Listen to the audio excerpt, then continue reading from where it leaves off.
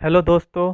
आपको पता होगा कि एक स्मार्टफोन बहुत सारे इंटरनल पार्ट से मिलकर बना हुआ होता है। जैसे कि camera module, battery, display, RAM, ROM, processor. तो क्या आपको पता है मोबाइल का सबसे इम्पोर्टेंट पार्ट कौन सा है? जी दोस्तों, आपने सही कहा। एक मोबाइल का सबसे इम्पोर्टेंट पार्ट है उस मोबाइल का प्रोसेसर। तो अब प्रोसेसर किसे कहते हैं? अगर मैं आपको आसान भाषा में बताऊं तो प्रोसेसर एक ऐसा पार्ट है मोबाइल का जिससे मोबाइल के सारे टास्क परफॉर्म होते हैं।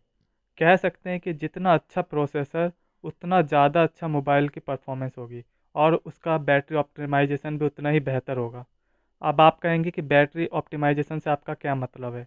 बैटरी ऑप्टिमाइजेशन मतलब कितना बैटरी वो कंज्यूम कर रहा है और टास्क को परफॉर्म कर रहा है। अगर हमारा प्रोसेसर बेहतर होगा तो हमारा बैटरी ऑप्टिमाइजेशन भी और परफॉर्मेंस भी दोनों ही बेहतर होंगे। तो आप समझते हैं कि कौन कौन सी कंपनियां मोबाइल प्रोसेसर की मैन्युफैक्चरिंग करती है। ऐसे बहुत सारी कंपनियां हैं जो मोबाइल की प्रोसेसर को मैन्युफैक्चर करती है। उनमें से सबसे बेहतर कंपनियां का नाम है क्वालकॉम एंड मीडियाटेक। ये टॉप क्लास मैन्युफैक्चर है प्रोसेसर की।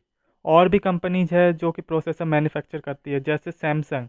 सैमसंग खुद का प्रोसेसर मैन्युफैक्चर करती है जिसका नाम है एक्जोनस। और भी कंपनियां हैं, मोबाइल कंपनियां, जैसे कि हुवाई। हुवाई भी अपना खुद का प्रोसेसर मैन्युफैक्चर करती है जो है किरिन का प्रोसेसर। तो मुझे लगता है आपको कुछ थोड़ा बहुत प्रोसेसर के बारे में बात क्लियर हो गई होगी।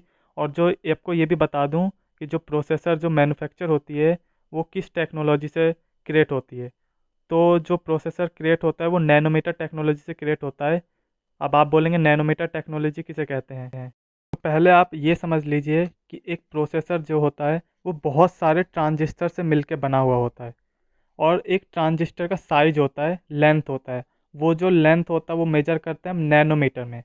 तो जितना कम नैनोमीटर होगा तो उस ट्रांजिस्टर एक पर्टिकुलर एरिया में ज़्यादा फिट होगा। और जितना ज़्यादा ट्रांजिस्टर फिट होगा एक पर्टिकुलर एरिया में उतना ज़्यादा अच्छा प्रोसेसर होगा। तो कह सकते हैं ओवरऑल कि जितना कम नैनोमीटर साइज होगा ट्रांजिस्टर का उतना बेहतर प्रोसेसर होगा।